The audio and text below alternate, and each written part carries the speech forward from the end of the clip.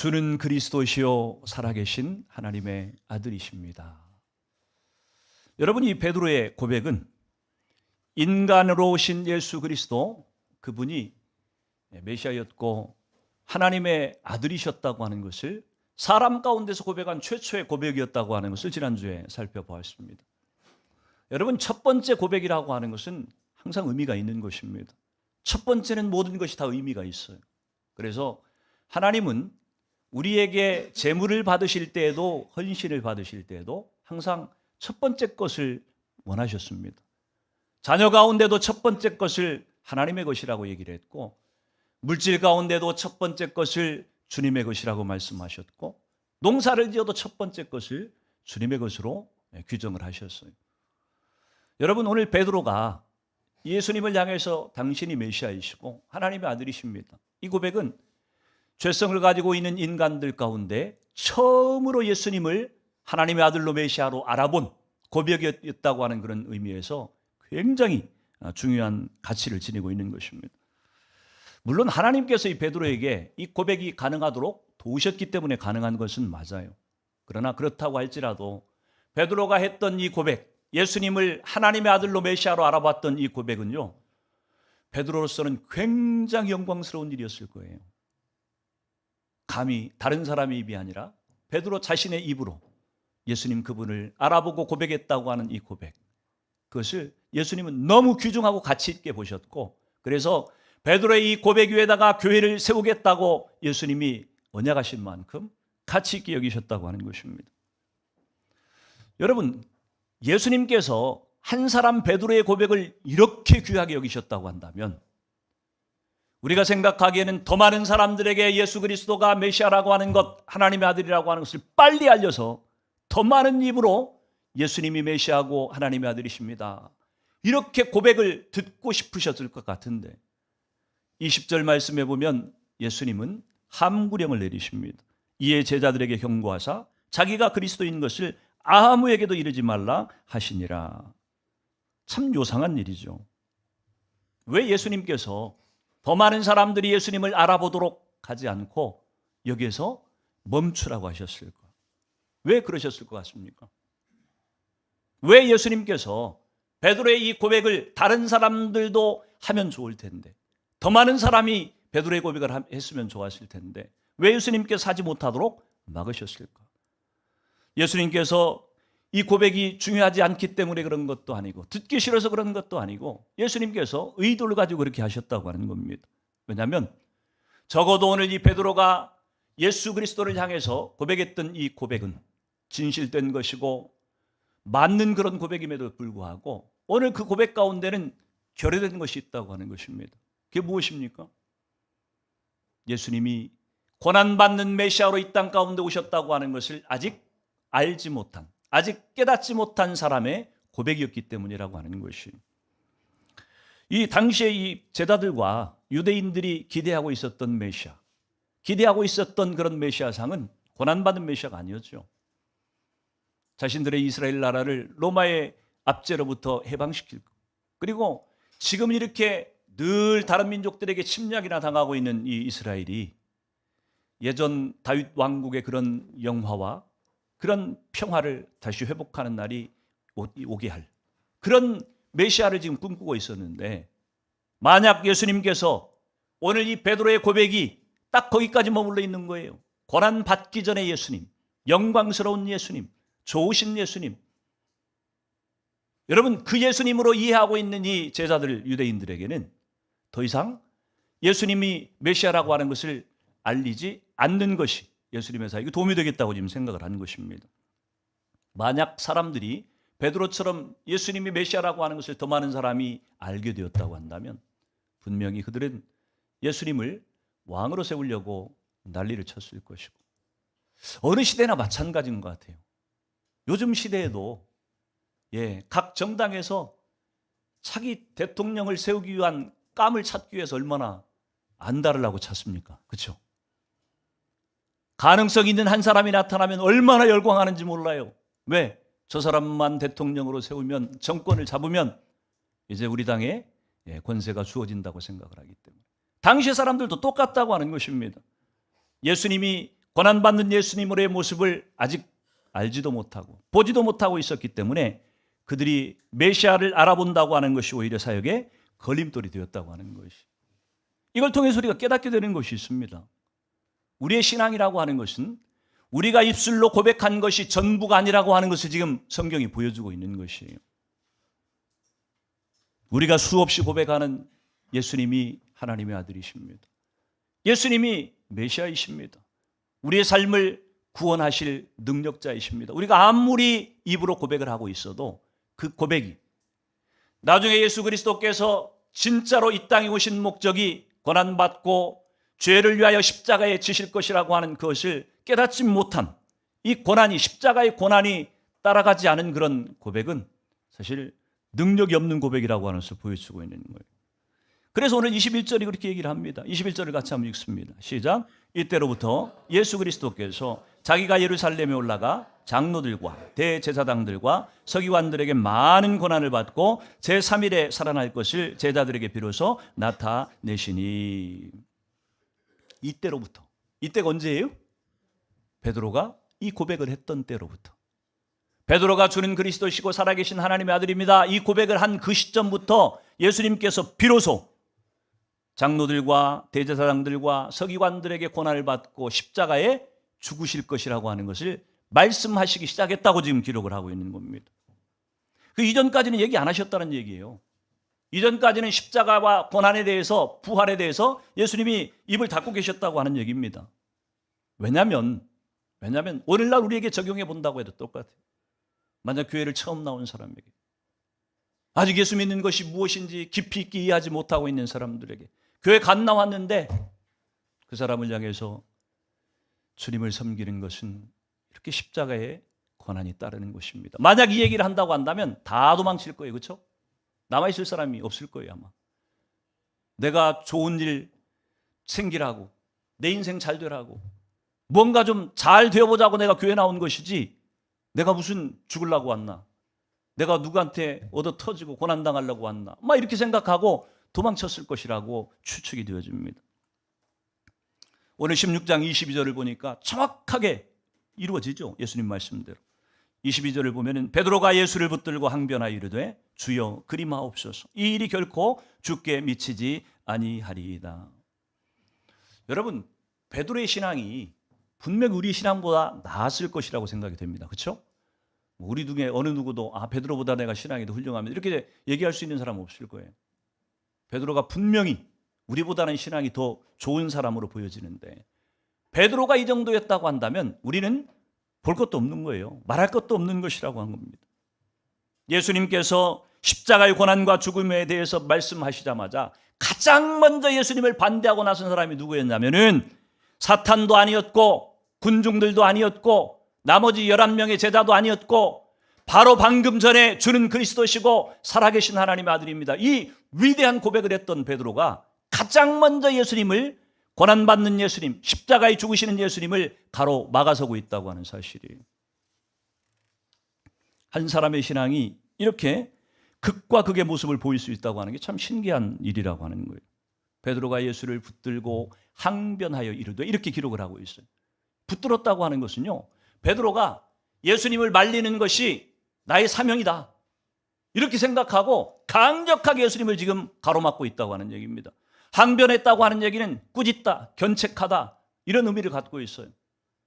예수님을 향해서 마치 꾸짖듯이 얘기하는 거예요. 절대 예수님 그런 거 하면 안 됩니다.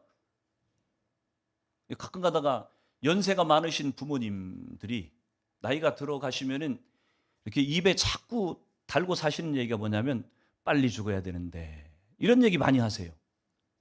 나 빨리 죽어야 되는데. 근데 여러분, 나이 많으신 부모님이 그 얘기를 한두 번 하는 건 괜찮은데 자꾸 그 얘기를 하시면 자식들이 듣기가 좋아요, 싫어요? 아유, 좋아요. 부모님 빨리 돌아가시면 뭐 나 편하죠. 여러분, 그렇게 생각할 자식들은 없을 거예요. 싫어. 그러니까 어떤 자식들은 부모님을 향해서 그렇게 큰 소리를 치기도 하는 거예요. 그런 얘기 하지 마세요. 자꾸 죽는다는 얘기를 재수없이 하시고 그러세요. 건강하게 사셔야지. 여러분, 베드로가 지금 예수님을 향해서 하고 있는, 꾸짖다고 하는 얘기는 무슨 뭐 어른이 아이를 꾸짖듯이 그렇게 꾸짖는다는 얘기가 아니에요. 예수님이 지금 죽으시겠다고 하는 것, 십자가의 고난을 당하고 죽으신다고 하는 것, 예수님이 지금 하실 일이 얼마나 많은데, 이 나라 민족과 하나님의 나라를 위해서 하실 일이 얼마나 많은데 아니 죽는다고 하는 얘기를 그렇게 쉽게 하세요. 그리고 아마 만류한다고 하는 의미에서 지금 꾸짖는다고 하는 의미였을 것으로 보여집니다. 베드로의 이런 열정을 100번 양보해가지고 긍정적으로 본다고 하면 제자가 스승을 향한 충성심이라 그렇게 볼 수도 있지만, 분명히 예수님의 시각으로 본다고 한다면은 오늘 이 베드로의 만류는 예수님의 인류의 구원을 위한 십자가의 속죄를 가로막는 그런 행위가 분명하다고 하는 것을 부정할 수가 없습니다. 왜냐하면 예수님의 꾸짖음을 통해서 그것을 우리가 깨달을 수가 있습니다. 23절을 같이 한번 읽어보는데, 우리 에어컨 좀 꺼줘도 될 것 같아요. 23절을 같이 한번 읽도록 합니다. 시작. 예수께서 돌이키시며 베드로에게 이르시되 사탄아 내 뒤로 물러가라. 너는 나를 넘어지게 하는 자로다. 내가 하나님의 일을 생각하지 아니하고 도리어 사람의 일을 생각하는도다 하시고. 아멘. 불과 방금 전에 예수님께서 베드로를 향해서 뭐라고 얘기해요? 너는 복 있는 자다. 그렇게 예수님이 말씀을 하셨는데, 그 베드로를 향해서 예수님이 지금 뭐라고 얘기해요? 사탄아. 방금 전에 복 있는 자라 얘기를 하셔놓고 지금 사탄이라고 베드로를 지칭하고 있고, 방금 전에 너는 반석이다 이렇게 얘기하셨던 예수님께서 지금 뭐라고 얘기해요? 너는 나를 걸려 넘어지게 하는 장애물이다. 여러분, 우리가 길을 가다가 컴컴할 때 길을 잘못 걸어가다 보면 돌뿌리에 치여서 넘어지잖아요. 오늘 이 단어가 그 단어예요. 예수님께서 베드로를 향해 너는 반석이다 얘기하셨던 비슷한 단어를 베드로를 향해서 똑같이 예수님이 쓰고 계신 거예요. 너는 나를 넘어지게 하는 돌덩이다 이렇게 지금 얘기하고 있는 것입니다. 똑같은 사람이에요. 서로 다른 사람이 아니라고 하는 것입니다. 한 사람 베드로의 신앙을 놓고 예수님이 복 있는 자라 얘기를 하셨다가 너는 사단이다 얘기를 하기도 하고, 너는 반석이다 얘기를 하시기도 하고, 너는 나를 걸려 넘어지게 하는 장애물이다 이렇게 지금 얘기로 하신다고 하는 얘기입니다. 베드로전서 2장 6절에서 8절의 말씀을 보면은 그렇게 기록을 하고 있습니다. 성경에 기록되었으되 보라 내가 택한 보배로운 모퉁이 돌을 시온에 두노니 그를 믿는 자는 부끄러움을 당하지 아니하리라 하셨으니, 그러므로 믿는 너희에게는 보배이나 믿지 아니하는 자에게는 건축자들의 버린 그 돌이 모퉁이의 머릿돌이 되고 또한 부딪히는 돌과 걸려 넘어지게 하는 바위가 되었다 하였느니라. 그들이 말씀을 순종하지 아니함으로 넘어지나니 이는 그들이 이렇게 정하신 것이라. 여러분, 베드로전서는 누가 썼나요? 당연히 베드로가 썼죠. 베드로가 이 성경을 쓸 때 베드로가 경험한 것들을 여기 참고했겠어요? 안 했겠어요? 당연히 참고했겠죠. 베드로가 예수님을 3년 반 동안 따르면서 실수한 것도 있고 잘한 것도 있고 예수님에게 칭찬을 받은 것도 있고 책망을 받은 것도 있고 여러 가지 자신의 경험들이 분명히 있었을 텐데, 베드로 전후서를 쓸 때에 분명히 그 경험을 근거로 해서 이 베드로 전후서를 썼을 거예요. 근데 베드로가 그렇게 얘기를 하고 있는 거예요. 똑같은 시온의 돌, 시온의 돌이 누구를 상징하냐면 예수 그리스도를 상징하는데, 예수님이라고 하는 이분이 어떤 사람에게는 걸려 넘어지는 돌이 되기도 하고 어떤 사람에게는 구원의 반석이 되기도 하고, 똑같은 예수님이에요. 사도 바울도 비슷한 얘기를 합니다. 고린도전서 1장 18절에 보면 십자가의 도가 멸망하는 자들에게는 미련한 것이고 구원을 받는 우리에게는 하나님의 능력이라. 똑같은 십자가예요. 똑같은 십자가가 예수를 믿는 사람들에게는 구원의 근거가 되기도 하고 예수님을 믿지 않는 불신자들에게는 걸려 넘어지게 하는 돌이 된다고 지금 얘기를 하고 있는 것입니다. 여러분, 차라리 서로 다른 신앙을 가지고 얘기를 하고 있으면 이해가 쉬운데, 똑같은 한 사람의 신앙, 베드로의 신앙을 놓고서 너는 하나님의 일을 방해하는 사람이기도 하다, 너는 복받은 자다 이렇게 얘기도 하고, 너는 반석이라, 너는 장애물이다 이렇게 얘기를 한다고 하는 것, 이것을 우리 신앙 가운데 적용해 본다고 한다면 생각할 게 참 많아요. 여러분은 교회를 섬기는 일에, 여러분은 하나님을 섬기는 일에 반석으로 쓰임받고 있습니까? 아니면 장애물로 쓰임받고 있습니까? 여러분 가운데 나는 교회의 하나님 일에 나는 장애물로 지금 서가려고 열심히 노력하고 있습니다, 이렇게 얘기할 사람이 있겠어요, 없겠어요? 네, 없겠죠. 신천지에서 들어오는 사람이 아니라고 한다면 없을 거예요. 그렇죠? 누구나 다 나는 주님의 일에, 교회, 하나님의 일을 위해서 반석과 같이 쓰임받는다고 생각을 하고 있을지 모르는데 잘 돌아봐야 된다고 하는 얘기입니다. 나는 반석으로 쓰임받고 있다고 생각하는데 주님이 나를 보면서 야, 너는 어쩐지 장애물인 것 같다. 이렇게 혹시 생각하시지는 않는지 돌아봐야 된다고 하는 얘기입니다. 우리의 신앙을. 열심히 교회를 위해서 봉사하고 헌신하고 주방일하고 봉사하고 다 하고 있는데 그거를 주님이 평가하실 때 야, 너는 오히려 방해거리가 되고 있다. 혹시 이렇게 얘기하시지 않는지 돌아봐야 된다니까요. 자신도 그렇게 생각하지 않고 누구도 그렇게 생각하지 않을 거라고 그렇게 착각하면서 우리가 신앙생활하고 있지 않는지 돌아보라고 하는 얘기예요. 고린도서 10장 12절에 보면은 그런즉 선줄로 생각하는 자는 넘어질까 조심하라. 그렇게 말씀하죠. 우리가 섰다고 생각하는 교만이 딱 들어오는 순간에 우리는 못 봐요.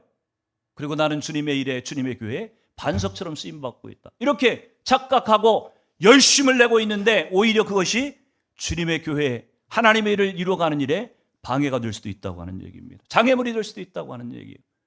그래서 우리는 섬기면서 늘 돌아봐야 돼요. 늘 두려운 마음으로 우리 자신들을 점검해 봐야만 됩니다. 열심히 하는 게 중요한 게 아니에요. 또 이렇게 얘기하면 그럼 아무것도 하지 말고 놀아라. 뭐 교회 예배만 드리고 돌아가도 된다. 이렇게 또 해석하시면 안 돼. 열심히 하되 그 열심이라고 하는 것이 하나님의 일을 위해서 열심히 드려지는 것인지 아니면 내가 생각하기에 열심히 하는 것인지를 점검하라고 하는 얘기입니다. 그래서 내가 반석으로 쓰임받고 있는지 아니면 장애물로 사용되고 있는지를 구분할 수 있는 법을 예수님께서 지금 말씀을 해주고 계세요. 그것이 오늘 23절 후반부에 보면은 네가 하나님의 일을 생각하지 아니하고 도리어 사람의 일을 생각하는 거다. 예수님이 이렇게 말씀하세요. 네가 하나님의 일을 생각하지 않고 사람의 일을 생각한다. 이렇게 지금 말씀을 하고 있는 거예요. 아마 여러분 가운데 하나님의 일과 사람의 일을 구분 못하는 사람이 있겠어요? 그 차이를 모르는 사람이 있겠어요? 다 알아요. 사람의 일을 하면 안 되고 하나님의 일을 해야 된다고 하는 것, 그것도 모르는 사람은 아무도 없을 거예요. 다 아시는 얘기일 거예요. 근데 하지만 알면서도 우리가 하나님의 일을 생각하지 못하고 사람의 일을 생각하는 이유가 무엇인지를 예수님이 두 가지로 얘기를 해요. 다시 말해서 사람의 일을 하지 않고 하나님의 일을 하려면은 우리 가운데 극복해야 될 두 가지가 있다고 지금 얘기를 하고 있는 거예요. 그 첫 번째가 무엇이냐면 24절이에요. 24절 같이 읽습니다. 시작. 이에 예수께서 제자들에게 이르시되 누구든지 나를 따라오려거든 자기를 부인하고 자기 십자가를 지고 나를 따를 것이니라. 아멘. 하나님의 일을 생각하고 사람의 일을 생각하지 않아야만 우리가 하나님의 쓰임에 합당하게 사용될 수 있는데, 그러기 위해서 제일 먼저 해야 될 일이 뭐냐면 자기 부인이 있어야 된다고 지금 얘기를 하고 있는 거예요. 여러분, 자기 부인하면 우리는 흔히 생각하기를 세상의 욕심을 내려놓고 세상의 유혹을 거절하고 거룩하고 정결한 주님의 부르심에 순종해서 사는 삶, 이것을 생각하기 쉽습니다. 맞아요? 틀려요? 맞아요. 자기 부인이라고 하는 건 그런 게 맞습니다. 틀린 얘기가 아니에요. 근데 자기 부인이라고 하는 것이 정말 어떤 의미인지를 여러분이 잘 생각하셔야 된다고 하는 거예요. 자기 부인하면 우리는 늘 생각하는 것이 고난받고 예수님 때문에 환난당하고 예수님 때문에 내가 하고 싶은 것 포기해야 되고 이런 것을 생각하기가 쉬워요. 맞아요. 근데 진짜 자기 부인이 무엇인가를 우리가 생각을 해야 된다고 하는 얘기입니다. 진짜 자기 부인이라고 하는 것은 이렇게 정의할 수가 있어요. 주님께서 허락하시지 않은, 주님께서 내게 부과하지 않은 어떤 희생도 치를 권리가 우리에게 없다. 말이 어렵습니까? 주님께서 내게 부과하시지 않은 어떤 희생도 내가 그것들을 치를 권리가 없다. 우리는요, 주님을 위해서 내 것을 희생하고 고난당하고 죽고 이런 것을 주님을 위해서 내가 사는 것이라고 생각을 하고, 그 반대는 주님을 위해서 사는 것이라고 생각을 안 할 때가 많아요. 우리의 선입견 때문에 그렇습니다. 근데 제가 지금 정리한 것을 잘 잘 주의 깊게 보셔야 돼요. 주님께서 내게 부과하시지 않는 어떤 희생도 내게는 치를 권리가 없다. 그 얘기는 무슨 얘기냐면은 주님이 내게 허락하시지 않은 것이라고 한다면 십자가를 지고 고난을 당하고 교회를 위해서 주님을 위해서 희생당하는 것조차도 내 마음대로 할 수 있는 것이 아니라고 하는 얘기를 하고 있는 거예요. 진짜 자기 부인이 이루어진 사람은 어떤 상태여야 되냐면은 주님이 내게 평탄한 길을 가라 하시면 평탄한 길로 가야 되는 것이고요. 구부러지고 힘든 길로 가라 하면 그것도 순종해야 되는 것이고, 주님, 내가 주님을 위해서 이 고난을 이 희생을 당해야지 내가 왜 편한 길로 갑니까? 이렇게 자기 고집을 내세우는 사람은 자기 부인이 됐다 안 됐다? 안 된 거예요. 여전히 자기가 살아있는 것이에요. 자기가 주인인 것이에요. 자기 뜻대로 살겠다고 하는 것이에요. 그래서 우리가 조심해야 됩니다. 다른 사람들의 신앙을 여러분들이 볼 때 함부로 판단하면 안 돼요. 제가 영등포구 대림동 수준에서 살다가 용산구 동부이촌동 수준으로 2002년도 말에 사역지를 옮겼어요. 맨날 된장찌개 5,000원짜리 먹다가 갔더니 점심 한 끼 25,000원짜리 식사를 하는 동부이촌동을 갔어요. 너무 문화적인 충격이 컸어요. 너무 충격이 컸어요. 어떻게 예수 믿는 사람들이 점심 한 끼를, 나는 5,000원, 보통 우리는 5,000원짜리 먹고 사는데 어떻게 25,000원짜리를 먹고 신앙생활을 하지? 이렇게 말은 하지 않았지만 제 속에 그런 갈등이 있었다는 얘기예요. 신앙생활을 좀 하는 사람이라고 한다면, 경건하게 사는 사람들이라고 한다면 좀 검소하게 살아야 되는 거 아니야? 5,000원은 좀 너무했다 치더라도 한 10,000원 이내에서 먹고 살아야 되는 거 아니야? 이 생각이 저한테 강했어요. 처음에 그래서 점심을 먹는데 죄를 짓는 것 같았어요. 제가. 야, 이거 내가 죄 짓는 거 아니야 이거? 크리스찬으로서 내가, 목회자로서 한 끼에 어떻게 25,000원짜리 밥을 먹고 살아? 그러면 25,000원짜리 점심을 먹고 사시는 분들은 저보다 신앙이 형편없는 분들입니까? 아니면 기독교인이 아니에요? 저보다 훨씬 더 신앙이 좋은 분들이 많더라고. 그럼 무슨 얘기입니까? 그거 가지고 판단할 수 없다고 하는 얘기예요. 하나님께서 우리 가운데 허락하신 길이 때로는 5,000원짜리를 먹고 살게 하실 수도 있고, 때로는 25,000원짜리를 먹고 살게 하실 수도 있고, 주님이 내게 푸른 초장으로 잔잔한 물가로 내 삶을 인도하고 계신다고 한다면, 예, 주님, 기쁨으로 따라가겠습니다. 이렇게 가야 되는 것이고요. 내 삶을 정말 십자가 험난한 그런 구렁텅이로 내 삶을 인도한다고 한다면, 예, 그것도 주님이 인도하시면 난 기쁨으로 순종합니다. 이렇게 따라가야만 된다고 하는 것이죠. 진짜 자기 부인이 된 사람은요, 내 생각이 없어요. 내 생각이. 내 주권이 있을 수가 없어요. 주님이 옳다 하면 옳은 것이고 주님이 아니라고 하면 아닌 것이어야 돼요. 이게 진정한 자기 부인이 된 사람의 모습이라고 하는 것입니다. 근데 우리는 어줍지 않은 우리의 어떤 신앙의 경험과 우리의 어떤 선입견들을 가지고 내가 옳다고 생각하고 내가 맞다고 생각하는 것들을 찾고 주님도 기뻐하실 것이라고 그렇게 밀어붙이는 경우들이 많다고 하는 얘기예요. 결코 자기 부인이 되어 있지 않은 신앙이라고 생각을 할 수가 있다고 하는 것입니다. 그래서 우리는 오해하면 안 돼요. 주님을 따른다고 하는 것은 막 고난당하고 막 매맞고 막 힘들고 이런 것만이 주님을 따르는 것이 아니에요. 그것도 주님을 따르는 것의 일부일 수 있고, 때로는 주님께서 다른 방법으로 내 삶을 쓰실 수도 있다고 하는 것을 인정해야만 돼요. 그래야만 우리 가운데 진정한 자유함이 주어진다고 하는 것입니다. 그래서 저는 신앙생활하면서 늘 그런 원칙을 놓치지 않으려고 합니다. 내가 있고 없고는 중요한 게 아니에요. 주님이 하라고 하시느냐, 하시지 말라고 하느냐, 이게 중요해요. 그건 뭐 목사님이 그거 하고 싶어가지고서 합리화시키는 거 아니에요? 괜히 주님의 뜻이라고 우기면서 막 그렇게 하고 싶은 거 하는 거 아니에요? 이렇게 얘기할지도 몰라요. 저를 모르는 사람은. 제 속에 안 들어본 사람은 모를 거 아니에요. 상관없어요. 왜? 그것이 다른 사람에게 피해를 주고 다른 사람에게 덕이 안 되고 주님의 영광을 가리우는 것이라고 한다면 그렇게 하면 안 되겠지만, 그게 아니라고 한다면 자유함이 우리 가운데 필요하다고 하는 것이, 주님이 내게 주신 마음, 그 마음을 따라서 하고 안 하고를 결정하는 것, 이것이 진정한 자기 부인의 자세라고 하는 것을 여러분이 놓치지 않았으면 좋겠어요. 그래야 우리 신앙이 자유함이 생기고 행복합니다. 율법주의에 빠지지 않고 하나님이 주시는 은혜 가운데 인도함을 받는 삶을 살 수가 있게 되는 것이에요. 오늘 예수님께서 자기 부인이 없이는 사람의 일을 벗어나서 하나님의 일을 따를 수 없다고 지금 얘기를 하고 있는 겁니다.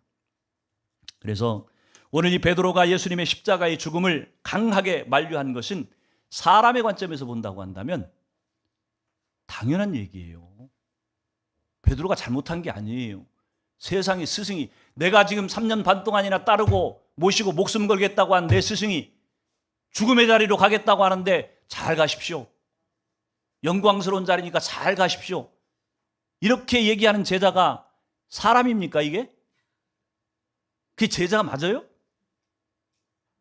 예수님한테 혼날 때 혼날 망정 한번 만류하는 게 나는 사람이라고 생각을 해요. 그러나 너무 강하게 만류해서 문제인 거지. 전혀 기준이 없어서 문제인 거지. 베드로가 인간적인 관점에서 본다고 한다면, 사람의 일로 놓고 생각한다고 한다면 베드로는 굉장히 지금 충성스러운 제자고 잘하고 있는 일이라고 하는 것입니다. 근데 문제가 뭐예요? 내가 옳다고 생각하는 그것조차도 주님이 아니라고 하면 내려놓을 수 있어야 되는데, 베드로는 지금 자신이 예수님보다도 더 옳다고 생각한 게 문제예요. 자기가 지금 예수님을 더 이롭게 하는 일이라고 착각하고 있다고 하는 것이 문제인 거예요. 주님이 아니라고 하면, 그 길이 아니라고 한다면 주님이 뭐라고 얘기해요? 나는 죽으러 왔다. 나는 너희들의 인류의 죄를 구속하기 위해서, 나는 십자가에 죽기 위해서 이 땅에 왔다. 그게 내 길이다. 그게 하나님의 뜻이다. 이렇게 말씀하시면 네, 알겠습니다. 그렇게 받고 순종하겠습니다. 이렇게 돼야 되는데, 베드로는 뭘 못해요? 내가 생각하고 있는 이것이 주님을 훨씬 더 이롭게 하는 길이고 하나님의 뜻을 더 확실하게 이루는 방법입니다. 이렇게 자기 생각을 내려놓지 못했기 때문에 지금 문제가 되는 거예요. 자기 부인이 지금 안 되었다고 하는 얘기입니다. 그래서 진정한 자기 부인이라고 하는 것은 내가 아무리 내 방법이 옳은 것 같고 확실한 것 같아도 주님이 아니라고 하면 딱 내려놓을 수 있는 것.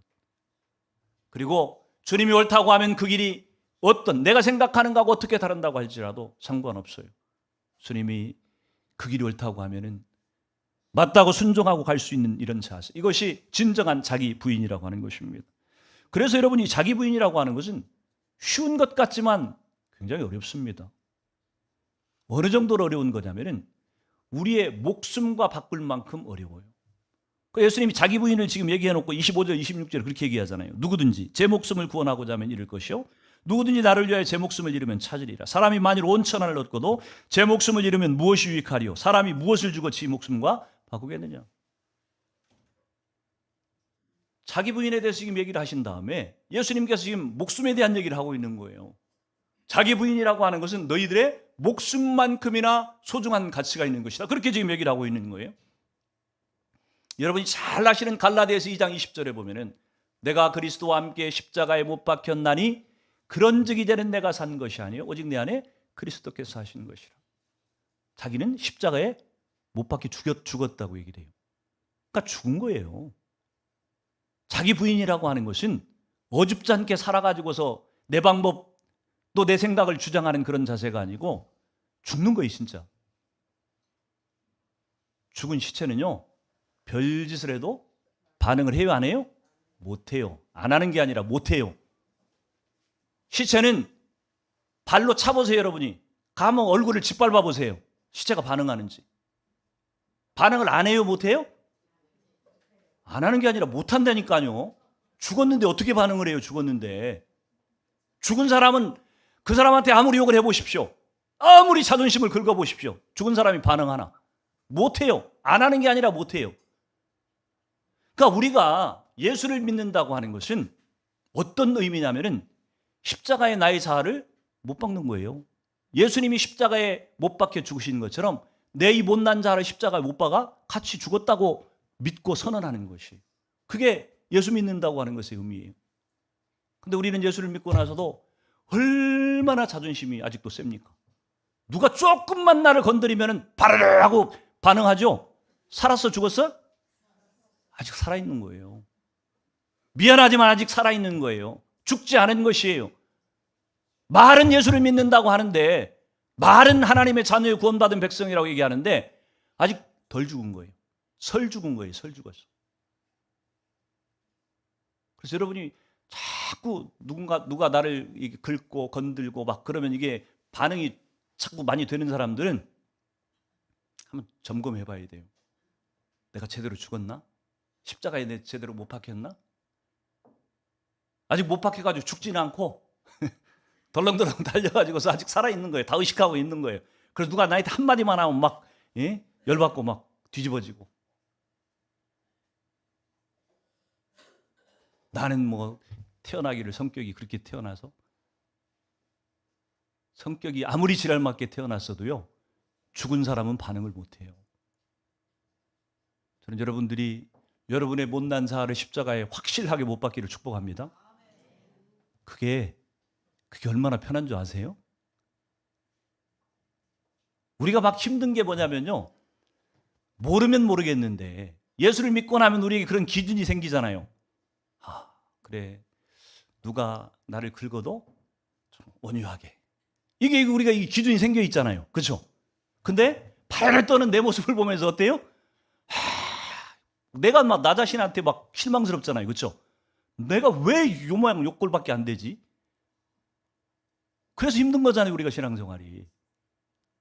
근데 나를 십자가에 딱 못 박아버리고 자기 부인이 되고 나면요 너무 편해져요. 너무 편해져요.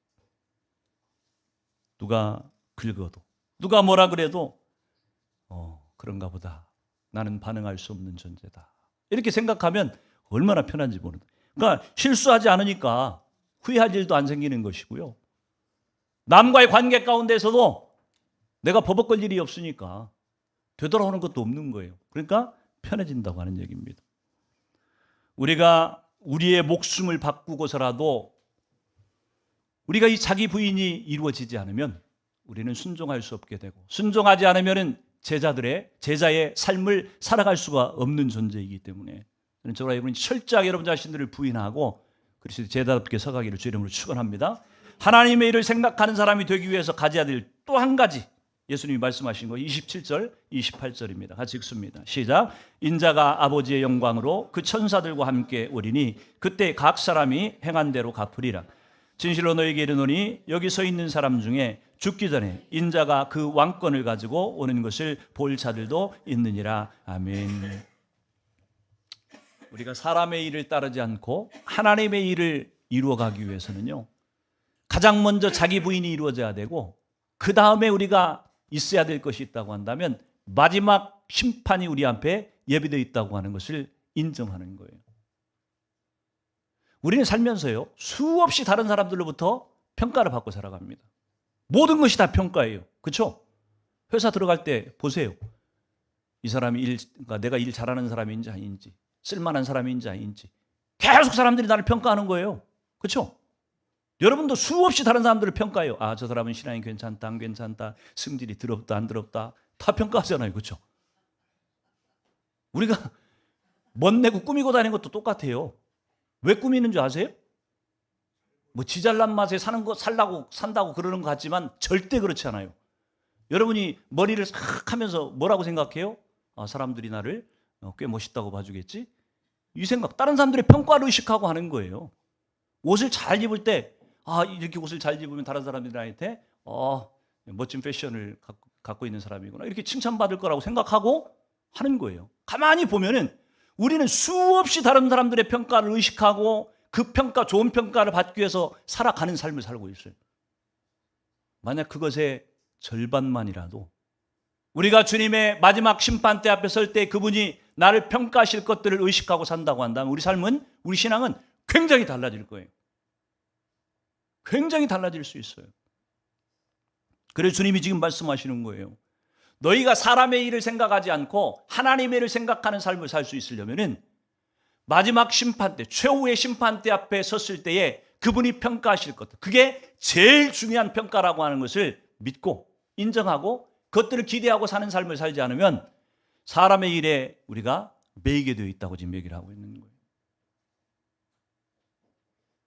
여러분, 주님의 심판대 앞에 설 때에, 최후의 심판대 앞에 설 때에 우리가 이 땅에서 구원받는 것은 우리의 힘으로 되는 게 아니기 때문에 하나님 은혜로 주셔요. 근데 구원받고 난 이후에 우리의 삶에 있어서는 철저하게 우리의 행위대로 하나님이 심판하시는 분이세요. 행위 구원은 이루어지지 않지만 행위의 심판이 분명히 따른다고 하는 것을 여러분 기억해야 돼요.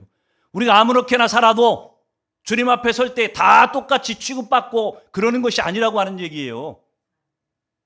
우리의 행위는요, 분명히 행위한 그대로 심판대 앞에 고스란히 드러날 것이고 거기에 상급이 따른다고 주님은 분명히 얘기를 하고 계시는 거예요. 근데 그 마지막 심판을, 마지막 하나님이 나를 향해 하실 심판을 만약 의식하지 않고 산다, 그러면 어떻게 하겠어요?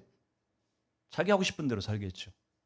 그러니까 우리가 사람의 일을 생각하지 않고 하나님의 일을 생각하면서 살 수 있으려면은 이 마지막 심판을 분명하게 믿고 의식하는 그런 자세가 없으면 그런 긴장감을 가질 수 없다고 하는 거예요. 대충 살게 되어 있고 자기 하고 싶은 대로 살게 되어 있다고 하는 얘기입니다. 그런데 마지막 심판 때 그분이 나의 모든 행위를 선악간에 심판하실 것이라고 하는 분명한 믿음 있는 사람은 함부로 살지 않아요.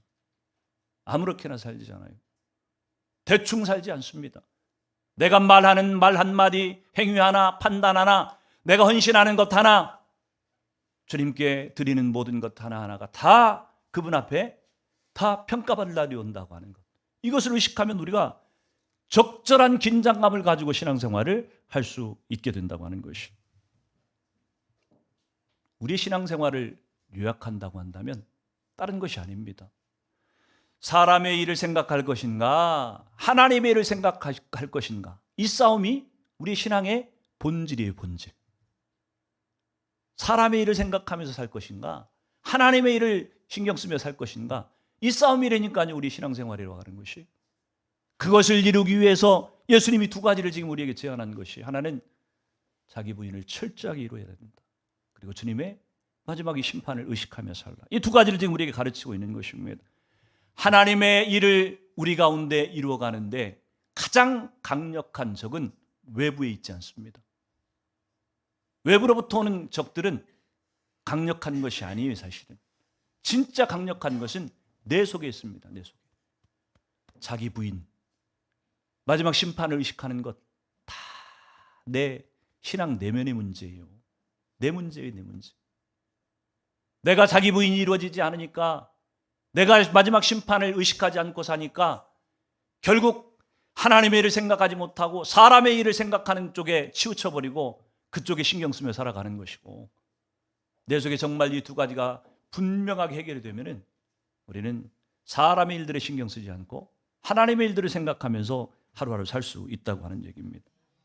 저는 저와 여러분들이 언제 어느 때 어떤 상황 가운데서도 주님의 뜻을 순종하는, 그래서 철저하게 자기 자신을 부인하고 하나님의 심판대 앞에 설, 하나님이 우리의 삶을 평가하시고 칭찬하실 그날이 있다고 하는 것 기억하고, 어찌하든지 그 마지막 심판 때 주님 앞에 칭찬받는 삶이 되기 위해서 그렇게 우리가 기도하며 애쓰며 살아간다고 한다면 주님은 분명히 우리에게 후회하지 않을 그런 신앙을 살게 하실 것이. 그래서 오늘 25절이 그렇게 얘기한 것처럼 누구든지 제 목숨을 구원하고자 하면 잃을 것이요, 누구든지 나를 위하여 제 목숨을 잃으면 찾으리라. 오늘 저와 여러분들이 우리의 육신의 목숨을 주님 앞에 드리는 것, 그것이 무슨 의미가 있겠어요? 우리의 육신의 생명을 하나님 앞에 바치는 게 중요한 게 아니에요. 우리의 우리의 이 자아의 생명을 주님 앞에 내어드리는 것, 그것이 진짜 자기 부인이고, 그것을 주님이 원하시고, 그것이 주님이 우리 가운데 오셔서 왕노릇 하실 수 있는 근거가 되는 것이기 때문에 깨끗이 여러분을 비우고 주님의 부르심을 따라 헌신하고 그렇게 살아가는 저 여러분 되기를 주의 이름으로 축원을 드립니다. 같이 기도하도록